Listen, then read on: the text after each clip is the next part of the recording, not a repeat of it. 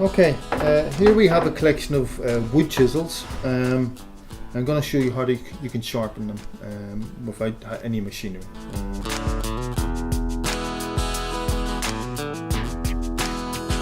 First of all, we have three basic types of wood chisel. We have a beveled chisel, which is got little angles on it, called a bevel. You've got a firmer chisel, which is rectangular in cross section. It's flat and quite thin.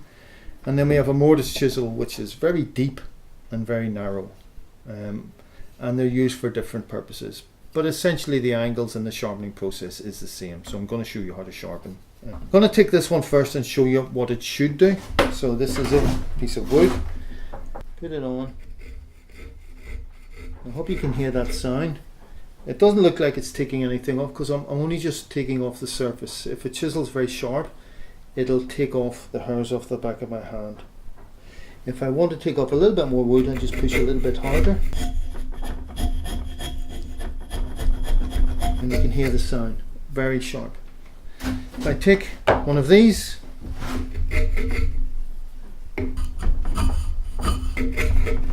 it's digging in, but it's not taking any wood off, and I'm putting quite a bit of effort. If it's not sharp, it's extremely dangerous because the chances are that you'll slip and force more into it. If I take this one, it's doing nothing. And if I take this one, it's doing a little bit. It should be better because the smaller the chisel, the easier it is to take off wood.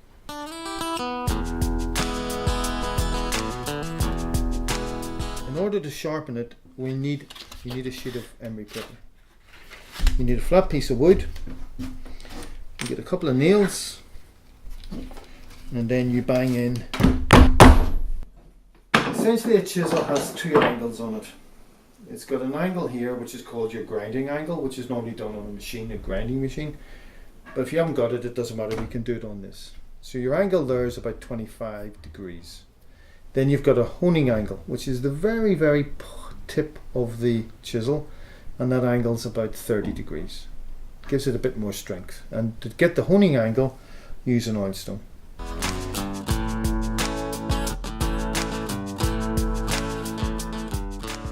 So if a chisel is extremely dirty, again, you just take a little bit of emery paper, a bit of water,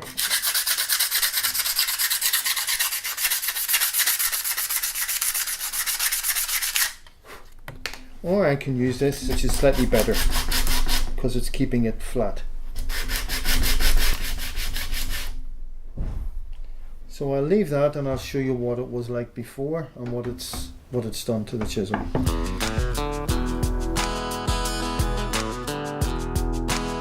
If I'm going to sharpen this chisel here,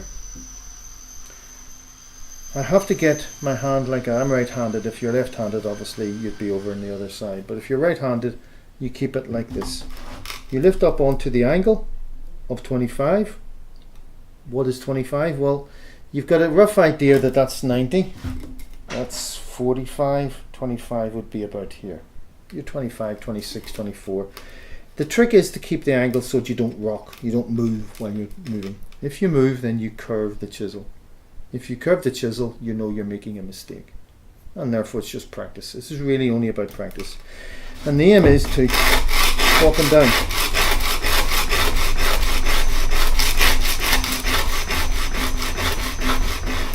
Now you notice that that's a little bit worn and this is still untouched. I have to be extremely careful that I don't wander from here to here to here because this will always be taking off more. So I have to make sure that when I'm going, I'm always on the full surface is on the same type of material.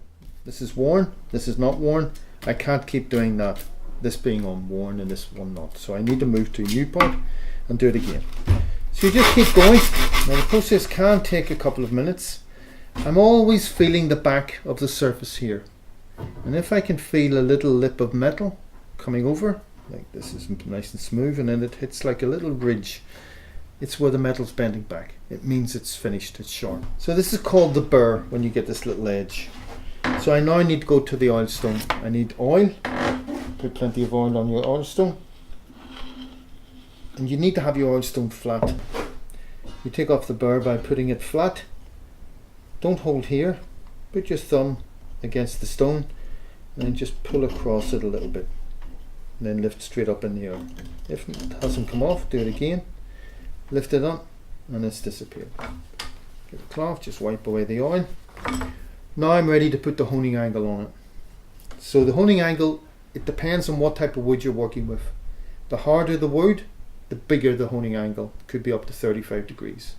If it's softer wood, then you want a honing angle of about 30 degrees. So you put it there, lift up onto the grinding angle, and then you lift a little bit. You don't go like this.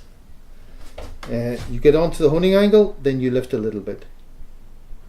Again, the problem is people tend to push like this. And when you rock, you change everything. Everything doesn't work. And the trick to it is these 3 fingers hold it really steady. This whole arm holds this.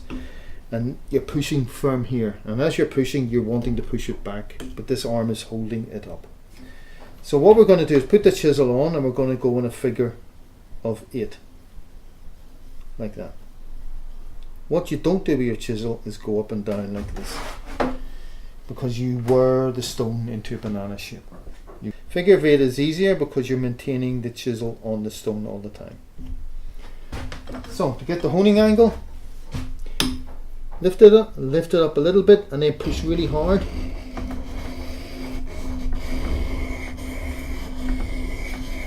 And you don't go like that, you keep it completely on the stone. And you go about 4 or 5 goes. Then you feel at the back, and I have a burr all the way along. It's now finished. The honing angle should be completely rectangular, which this is. And on the back. And then put it on, keep it flat, and pull it across. If I lift it, or I pull it off the stone, I can damage the edge. If I damage the edge, then it will not cut so well. And then you have to do the whole process again. Pull it across. Don't hold it. That's it. Dry it.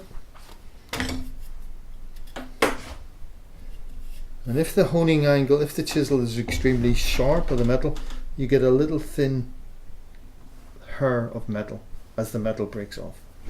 And then test it.